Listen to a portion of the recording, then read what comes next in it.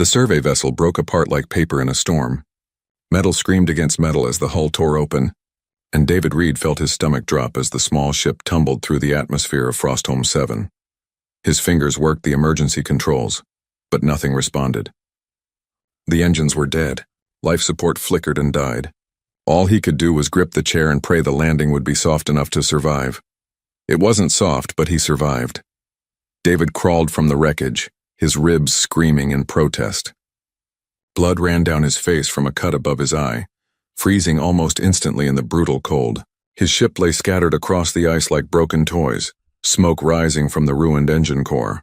He stumbled to the cargo bay and pulled out what he could salvage: a medical kit, emergency rations for 3 days, a thermal scanner, and a heating unit that flickered weakly in his hands. The planet stretched endlessly in every direction. Ice and snow, broken only by massive crystalline formations that caught the light of the distant sun. Beautiful and deadly, David checked his emergency beacon, but the display showed nothing but error codes. The crash had destroyed it completely. No one was coming. No one even knew where he was. 3 days of food, a failing heating unit, and temperatures that would kill him in hours if he lost shelter. David dragged himself to a nearby ice formation and set up a basic camp. His hands shook as he activated the heating unit, watching the weak orange glow with desperate hope. He ate half a ration bar, treated his wounds with numb fingers, and tried to think. The survey mission had been routine. Map the planet, check for resources, move on. Now he was stranded on a world no human had ever walked before. Night fell fast on Frostholm 7. The temperature dropped so quickly David could hear the ice cracking around him. He huddled close to the heating unit, wrapping himself in emergency blankets that felt paper-thin against the cold. His breath came in clouds of white vapor. His injured ribs made every breath hurt. Sleep seemed impossible. Then he heard it, a sound unlike anything David had ever heard before. It started low, like wind through a canyon, then rose into something that made his chest tighten. Voices. Dozens of voices, maybe more, all crying together in perfect harmony. The sound was so full of grief that David felt tears freeze on his cheeks before he even realized he was crying. Every instinct told him to stay hidden. Unknown planet, unknown creatures, injured and alone. But the sound pulled at something deep inside him. That wasn't just noise. That was mourning. That was loss. That was pain he recognized in his own bones. David stood on shaking legs and followed the sound. The ice canyon opened before him like a wound in the planet's surface. Massive walls of crystal rose on either side, catching starlight and throwing it back in shades of blue and silver. And there, in the center of the canyon, David saw them. Dragons, 20 of them, maybe more. Each as large as his destroyed ship, with scales that looked like living crystal. They formed a circle around something. Their long necks bowed, their wings folded against their bodies. The sound came from them, from their throats, a chorus of grief that echoed off the ice walls and seemed to shake the very ground. David's legs nearly gave out. Dragons. Real dragons. Not the legends from Earth, but living creatures of impossible size and beauty. Their scales reflected the starlight, making them look like they were made of the ice itself. Some had horns that curved like frozen waves. Others had spines along their backs that glowed faintly in the darkness. He should have run. Should have hidden. Should have done anything except step closer. But David stepped closer.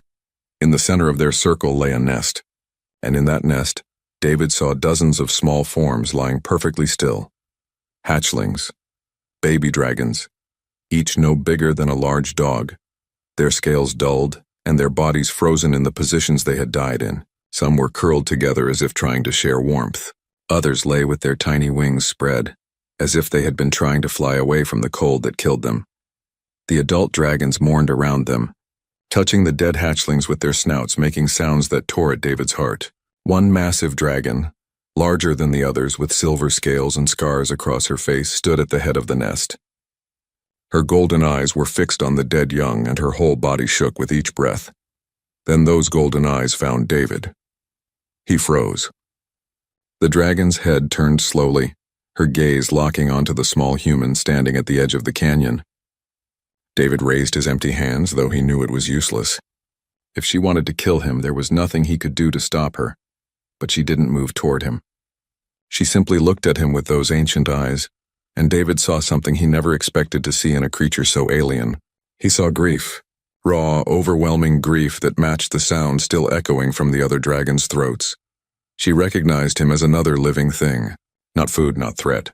Just another creature in a cold universe. The dragon turned back to the nest. The other dragons had noticed David now, but none of them moved toward him. They simply returned to their mourning, their cries rising and falling in waves of sound that made the ice beneath David's feet vibrate. David's thermal scanner hung from his belt. His hands moved without conscious thought, pulling it free and activating it. He pointed it at the nest, at the still forms of the dead hatchlings. The screen showed what he expected, cold. Frozen solid. No life signs. Then he moved the scanner deeper into the nest. 3 readings. Faint, growing weaker by the moment, but there. 3 eggs buried beneath the bodies of their siblings, still pulsed with heat. Still lived. David looked at the scanner, then at the dragons, then back at his makeshift camp where his heating unit waited. 3 days of power left in that unit. 3 days of warmth that might keep him alive long enough for a miracle rescue that would never come. Or 3 eggs that might live if someone helped them. The silver dragon watched him with those knowing eyes. David made his choice. David took 3 steps toward the nest before the dragons moved. 2 younger ones, their scales the color of ice at dawn, stepped into his path. Their throats glowed orange from within, and David could feel heat radiating from their mouths. One wrong move and they would burn him to ash. He stopped and raised his hands higher. His thermal scanner dangled from one hand, its screen still showing those 3 precious life signs. David pointed at it, then at the nest, trying to make them understand. The scanner beeped softly, marking the fading heat signatures. The silver dragon made a sound.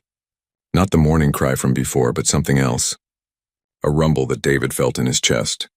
The 2 younger dragons stepped aside immediately, though their eyes never left him. David moved forward slowly.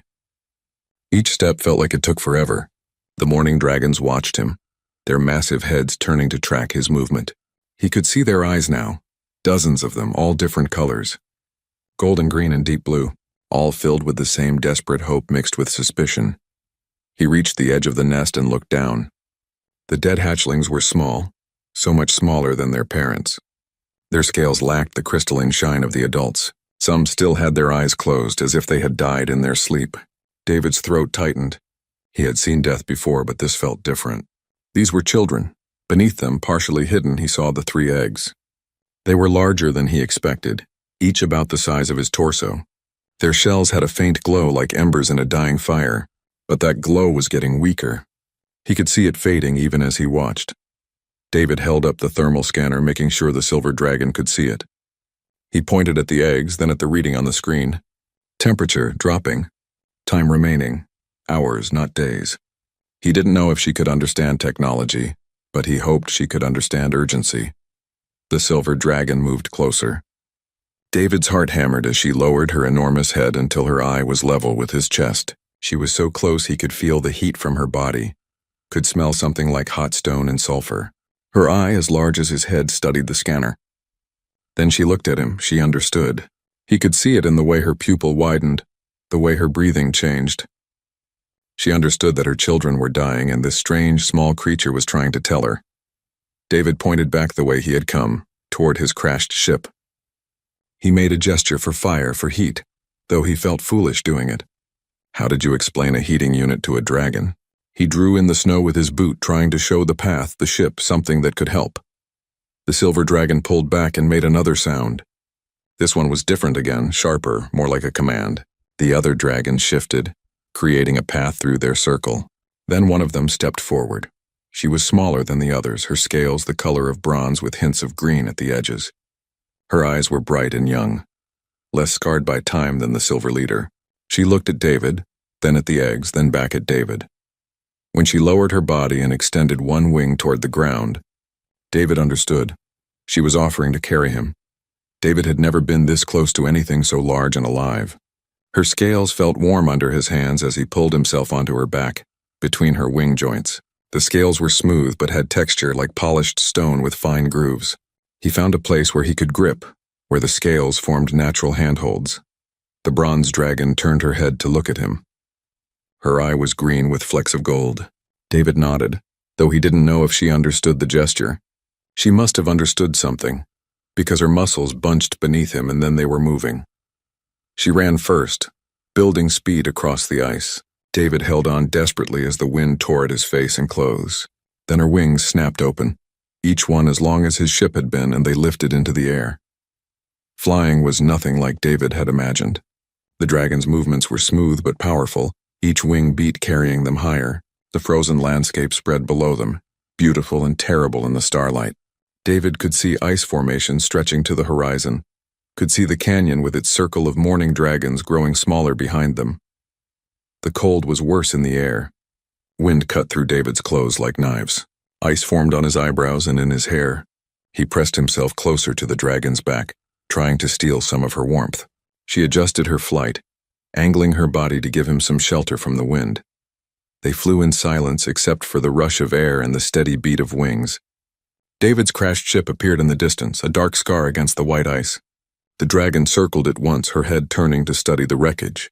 Then she landed with surprising gentleness.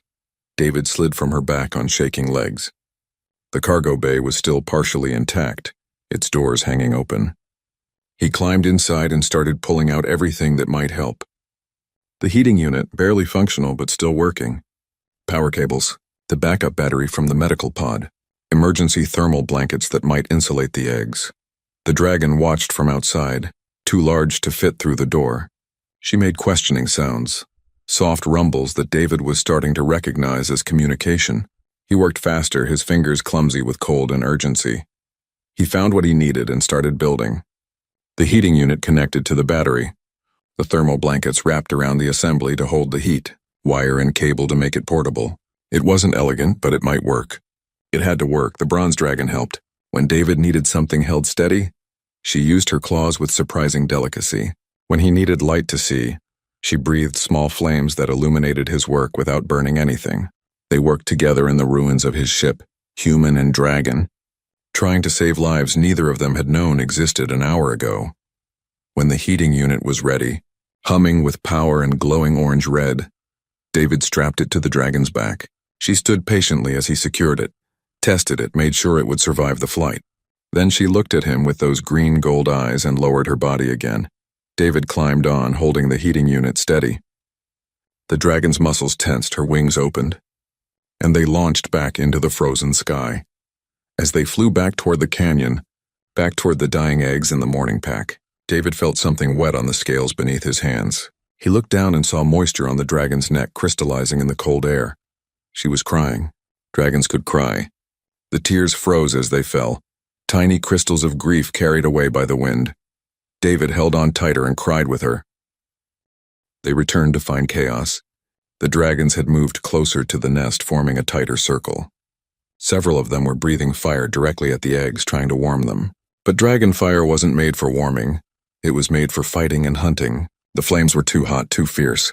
David could see scorch marks on the shells of the eggs, black spots spreading across the faint glow. The bronze dragon landed hard, and David jumped from her back before she fully stopped. He ran toward the nest, shouting without words, just noise to make them stop. The dragons turned toward him startled. Some pulled their fire back. Others kept breathing flames, desperate and not understanding. David ran right into the circle.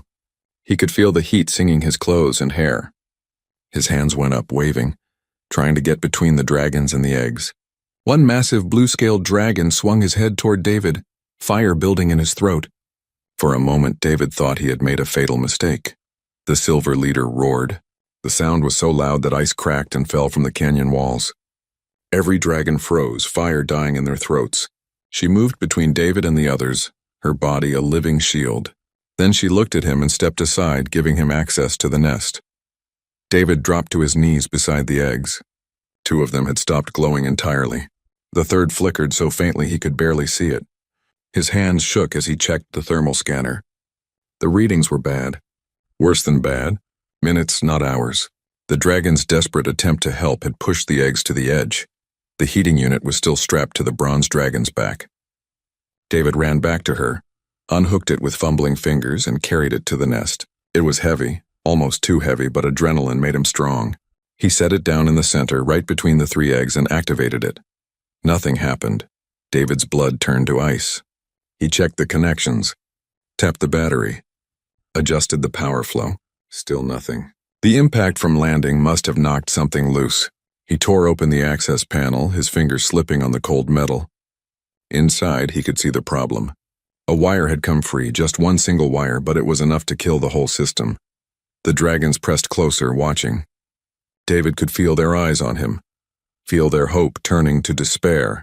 His fingers were nearly numb from the cold, making the work almost impossible. He grabbed the wire, tried to reconnect it, but his hands were shaking too badly. Warmth touched his shoulder. David looked up to see the bronze dragon lowering her head beside him.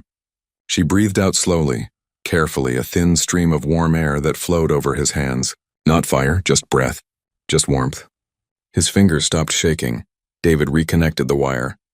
The heating unit hummed to life, its glow spreading through the nest. He turned the power to maximum, knowing it would drain the battery faster but not caring. The eggs needed heat now, not later. The dragons went silent. The only sound was the hum of the heating unit and the whistle of wind across the canyon. David placed his hands on the closest egg, the one that had stopped glowing. The shell was cold under his palms, too cold. He looked at the thermal scanner and felt his heart sink. No reading. No heat signature. They were too late, but he left the heating unit running. For the third egg, the one still flickering. For whatever chance remained, minutes passed. David knelt in the snow, his hands on the cold egg, and waited. The dragons waited with him. Some sat on their haunches. Others lay down, their huge bodies settling onto the ice. The silver leader stood at the head of the nest, her eyes fixed on the eggs her pack had failed to save. David's own eyes were closing. The adrenaline was fading, leaving behind exhaustion and pain from his injuries. The cold was seeping into his bones despite the heating unit's glow. He had given everything he could. It wasn't enough. Nothing was enough against a planet this cold, against fate this cruel. Then something moved under his hand. David's eyes snapped open. The egg beneath his palm was warming, not just from the heating unit, from inside. He pulled his hand back and saw the shell starting to glow again, faint but growing stronger. The second egg began to pulse with light too, its shell brightening from dark to dim to visible. The dragons saw it. One by one they raised their heads. The mourning cries that had filled the canyon since David arrived changed into something else. Not quite hope, but not despair either. Something between, something like prayer. An hour passed. The eggs grew warmer. Their glow became steady.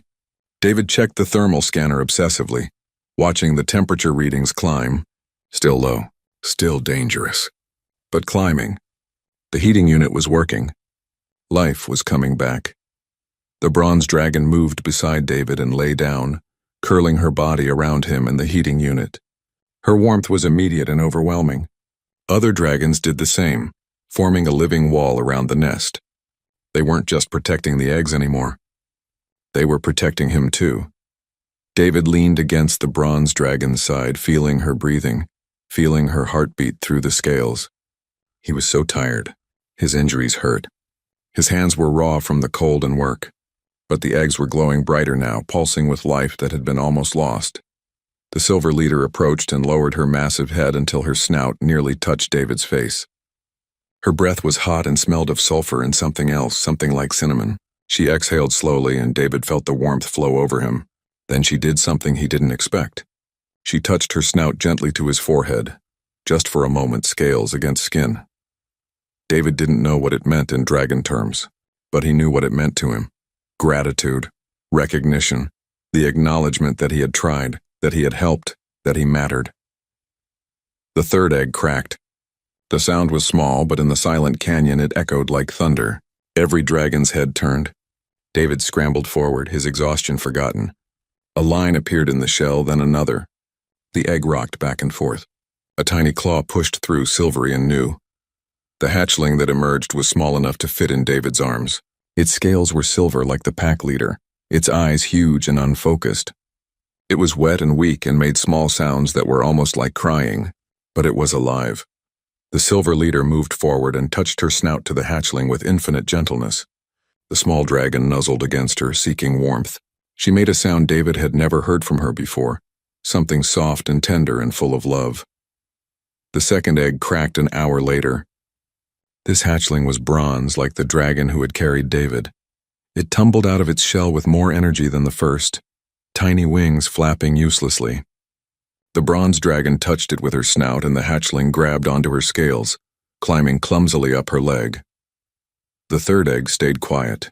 David kept the heating unit running, kept hoping. But as dawn began to break over Frostholm 7, painting the ice in shades of purple and pink, the egg remained still and dark. 2 out of 3. 2 lives saved. 1 lost. David felt tears on his face again.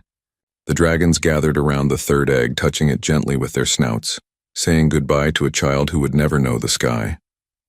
Their morning song rose again, but softer now, sad but not broken, grief mixed with relief that some had survived. The silver leader picked up the first hatchling in her mouth, gentle as a thought, and placed it in David's lap. The small dragon curled against his chest, seeking his warmth. The bronze dragon did the same with her hatchling. They placed their children with him, trusting him with their most precious things. David sat in the snow with 2 baby dragons in his arms, surrounded by creatures who should have been his death but were treating him like family. The heating unit hummed between them. The sun rose higher, and David realized that he had no idea what came next, but for the first time since his ship crashed, he wasn't afraid. Days turned into weeks. David lost count of how many. Time moved differently on Frostholm 7, measured not in hours but in survival. The dragons had moved deeper into the ice canyon, finding caves that offered shelter from the worst of the wind. They brought David with them, carrying him when he was too tired to walk, sharing their warmth when the heating unit's battery finally died. The 2 hatchlings grew quickly. The silver one, which David started calling Small Silver in his mind, learned to walk within days. Its legs were wobbly at first, but it followed the larger dragons everywhere, trying to mimic their movements. The bronze hatchling was bolder, climbing on anything it could reach, including David. Both of them treated him like one of the pack, nuzzling against him for warmth and making small chirping sounds when he moved away. The dragons taught David how to survive. The bronze dragon, his first ally, showed him which ice formations held pockets of warmer air. She led him to underground vents that breathed heat from deep in the planet's core. When David's emergency rations ran out, the pack shared their kills. Strange creatures that lived beneath the ice, pale and eyeless but with meat that David learned to cook over carefully controlled dragon fire. David learned their language, or at least parts of it. Dragons didn't speak in words like humans did. They communicated through sounds that ranged from deep rumbles to high whistles, combined with body movements and the way they held their wings. The bronze dragon was patient with him, repeating sounds until he could match them. When he got something right, she would touch her snout to his hand. The silver leader watched everything. She was old, David realized, older than the others by decades at least. Her scales had chips and cracks that told stories of battles and survival. She led the pack with a quiet authority that needed no words. When food was scarce, she ate last. When danger threatened, she positioned herself between the pack and the threat, and she watched David with eyes that seemed to measure his every action. One morning, David woke to find the pack preparing to move. They made sounds he was starting to understand meant travel, journey, migration. The canyon's thermal vents were cooling. He could feel it himself, the air getting colder each day. The pack needed to find new warmth, especially with the hatchlings still so young. David helped pack what little he had salvaged from his ship: tools, medical supplies, pieces of technology that might be useful. The dragons watched with interest as he worked, sometimes picking up items with their claws and examining them. Small Silver tried to eat a power coupling until David gently pulled it away. The journey across the ice was brutal. David rode on the bronze dragon's back while the pack flew in formation around them. The hatchlings were carried by older dragons cradled in their claws with careful gentleness. Wind screamed across the frozen plains. Snow fell so thick that David could barely see the dragon in front of him. His face went numb despite the scarf he had made from thermal blankets. His fingers ached even pressed against the bronze dragon's warm scales. They flew for hours. David's muscles cramped from holding on.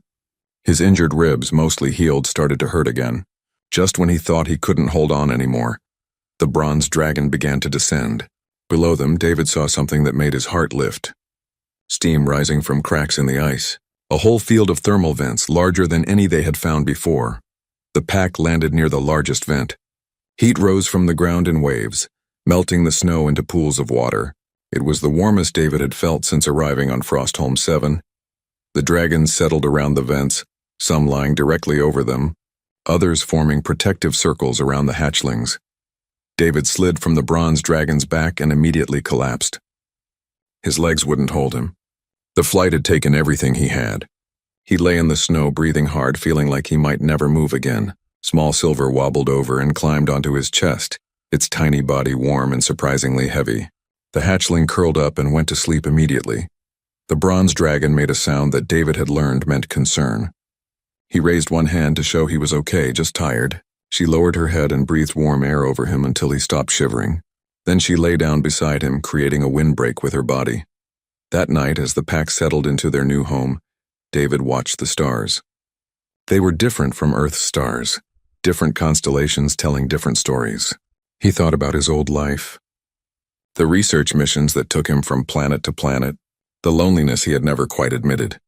The way he had always been moving, never staying, never connecting. He had told himself it was adventure, freedom. But maybe it was just running. Here, stranded and broken on the most inhospitable planet he had ever seen, David felt more at home than he had in years. The dragons didn't care that he was strange-looking, that he couldn't fly, that he needed technology to survive where they thrived naturally. They just cared that he had tried to save their children, that he stayed, that he helped. The Silver Leader approached in the darkness. David sat up, careful not to wake Small Silver. The pack leader studied him for a long moment. Then she did something she had never done before. She extended her claw and deliberately, carefully touched his forearm. Not hard enough to hurt, but hard enough to leave a mark. A thin line of blood welled up, bright red against his pale skin. David didn't flinch. He understood what was happening, even if he didn't understand the specifics. This was a ritual, a marking.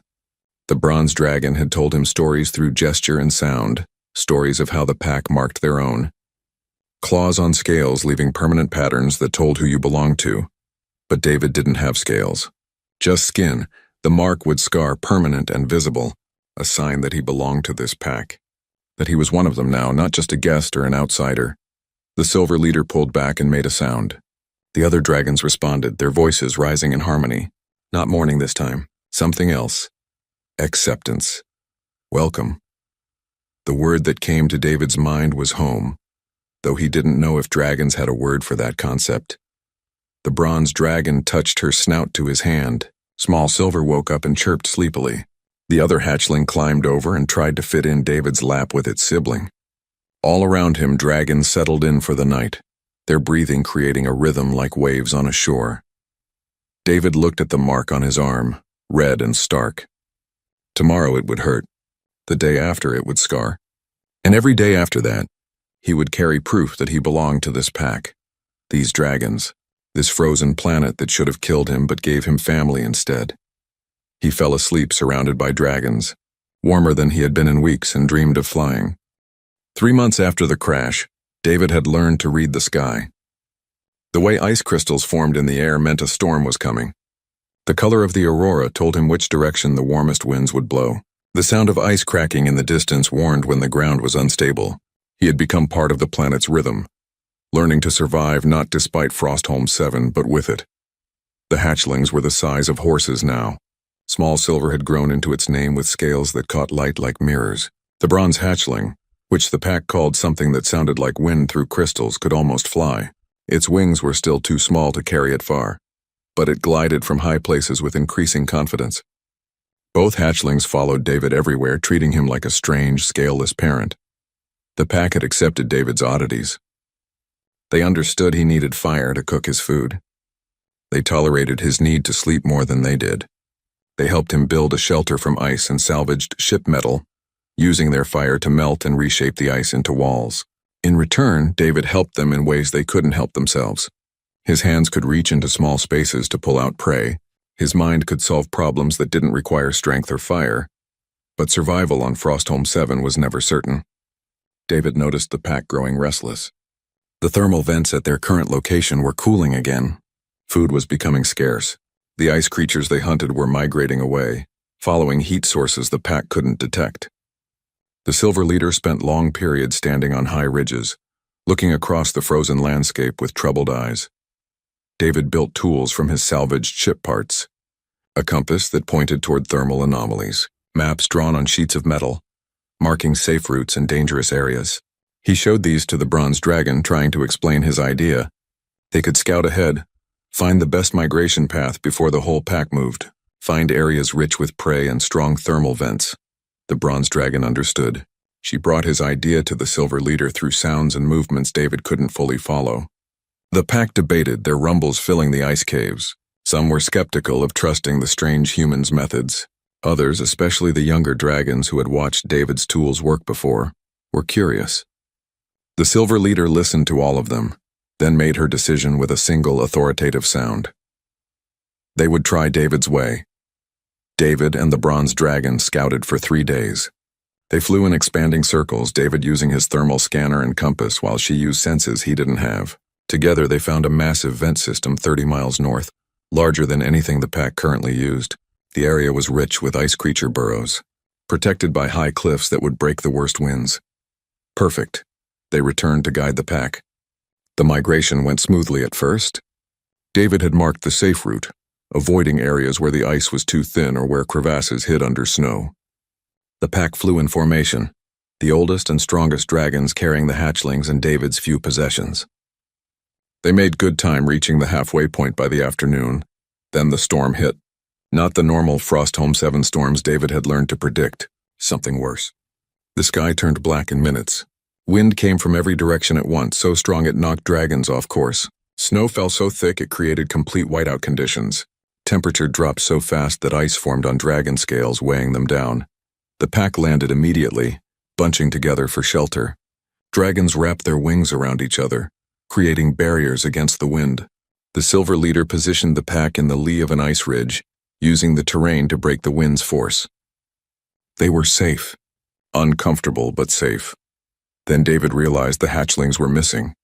Small Silver and the bronze hatchling, curious and young and foolish, had wandered away from the pack before the storm hit.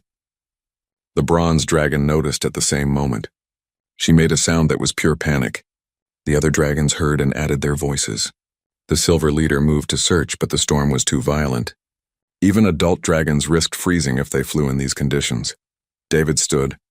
His mind raced. The hatchlings were small.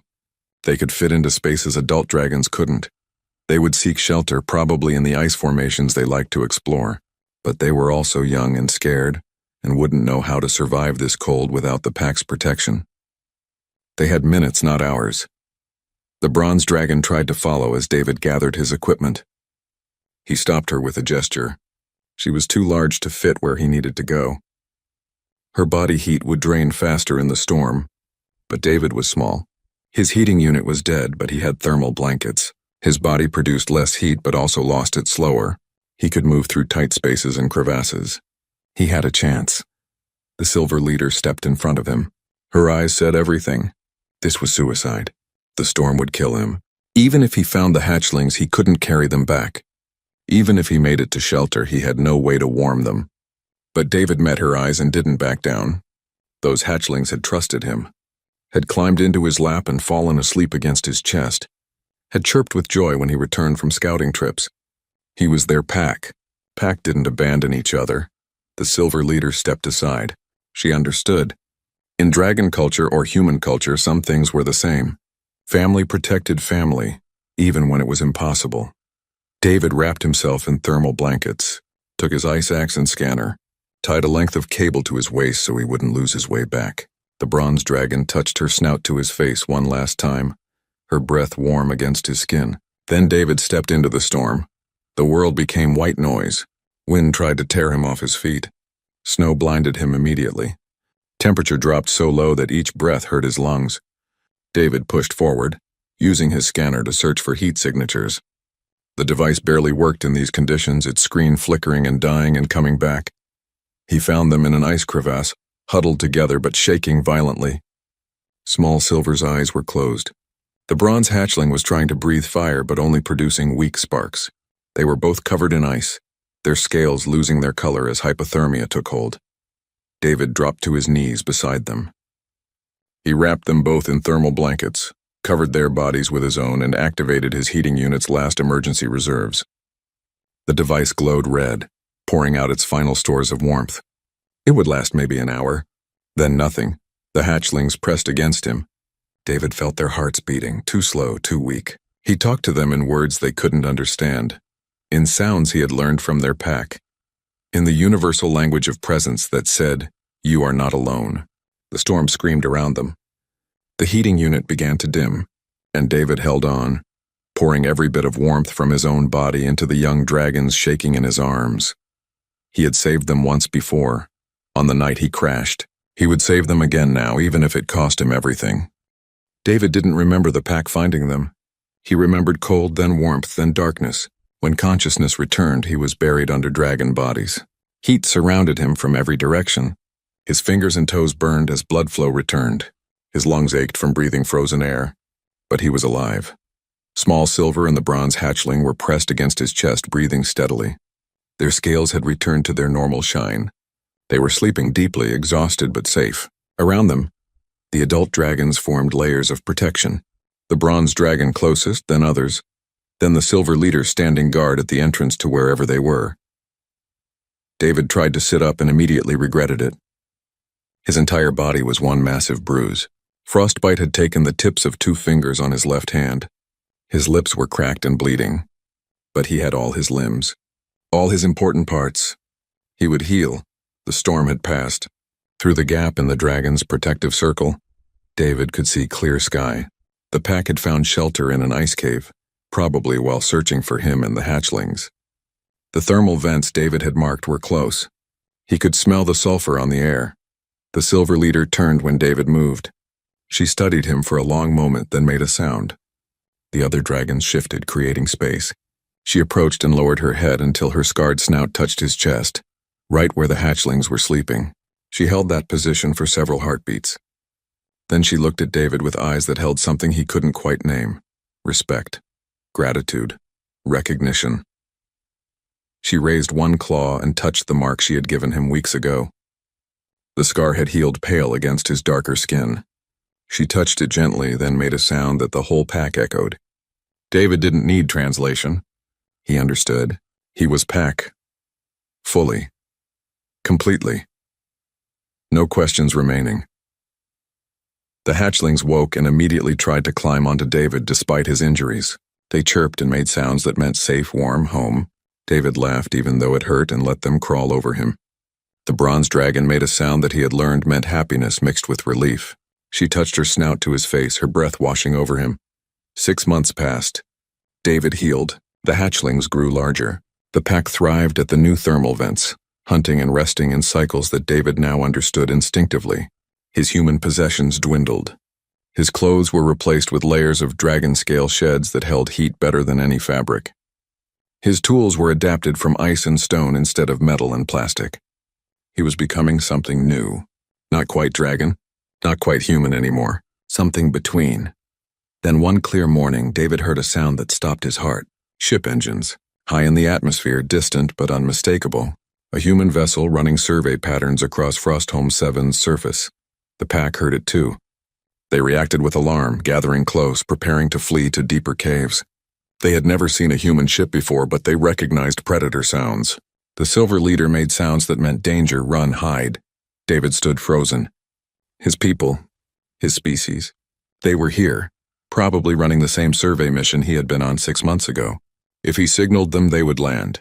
They would rescue him, take him back to warmth and safety and civilization. Medical care for his frostbitten fingers, food that wasn't half-frozen prey, a bed that wasn't ice and dragon scales. The bronze dragon came to his side. She made a questioning sound. Her eyes held understanding. She knew what the ship meant. She was giving him a choice. No one would stop him if he wanted to signal. The pack would understand. They would let him go back to his own kind. David looked at the pack, the silver leader watching with ancient eyes. The younger dragons who had taught him to hunt. Small Silver and the bronze hatchling, now nearly adult-sized, who still slept pressed against him at night. The bronze dragon who had carried him through storms and across frozen wastes, who had learned to communicate with sounds and gestures, who had become something he had never had before. A true friend. He looked at his hands. The scar on his forearm. His clothes made from shed scales. His tools adapted from this world instead of brought from another. He thought about his old life. The loneliness he had never admitted. The way he had drifted from place to place, never connecting, never belonging. And he thought about the life he had now. Waking up warm in a pile of dragons. Teaching hatchlings to solve problems. Flying across frozen landscapes with the bronze dragon. Being part of something larger than himself. Being needed. Being home. The ship's engines grew louder. It would pass directly overhead in minutes. David could see it now, a dark shape against the blue-white sky. He had a signal flare in his emergency kit, salvaged from the crash. One flare and they would see him. One flare and everything would change. David pulled out the flare. The bronze dragon made a soft sound but didn't move away. The pack watched, waiting. David held the flare in his hand, feeling its weight. His ticket back to human civilization, his escape from this frozen death world. He put the flare back in his kit, closed the container, sealed it. Done. The ship continued its survey pattern, unaware of the human standing on the ice below. Within an hour, it was gone. The engines faded to nothing. The sky was empty again except for ice crystals and aurora. The bronze dragon touched her snout to David's shoulder. She made a sound that he had learned meant question. Why stay? David looked at her, at the pack gathering around them, at the hatchlings bouncing with relief that the scary sound was gone. He tried to explain in the limited dragon language he had learned. Family, home, belonging. But the words weren't enough. So he did what dragons did. He touched his hand to her scales, leaned his weight against her side, and simply stayed. The silver leader made a sound. Not quite approval. Not quite surprise. Something that acknowledged choice and consequence. The pack relaxed. The moment passed. They returned to their routines as if nothing had happened, because for them nothing had changed. David was pack before the ship came. He was pack after it left. The choice he made didn't surprise them. It was what any pack member would do. Stay with family. A year after his crash, David sat on an ice ridge watching the stars. The bronze dragon lay beside him, her warmth a constant comfort. Small Silver and the bronze hatchling, now fully grown, were teaching younger hatchlings from a new clutch how to hunt. The silver leader oversaw everything with patient authority. The pack moved through their evening like a well-practiced dance, everyone knowing their role. David's hands were calloused and scarred. His hair had grown long, braided with dragon scales that held heat. His skin was weathered from constant cold and wind. He barely remembered what coffee tasted like. Couldn't recall his old apartment's address. The human world felt like a dream from someone else's life. The bronze dragon made a rumbling sound. Question. Happy? David looked at his strange life. At the impossible family he had found in the last place he ever expected. At the frozen planet that should have killed him but instead gave him something he had never had. A place where he belonged. Where he was needed. Where he was home. He made a sound back. The dragon word for yes, for contentment. For being exactly where you were meant to be. The bronze dragon made a sound that was almost like laughter. She pressed her snout to his hand, warm and solid and real. Below them, the pack settled in for the night. Dragons and one human, different but together. A family that worked. David leaned against his friend and watched the stars wheel overhead. Somewhere out there, human civilization continued without him. Ships explored. People lived their lives. The galaxy turned, and none of it mattered because here, on this frozen planet at the edge of known space, David Reed had found what he never knew he was searching for. He was home, finally completely home.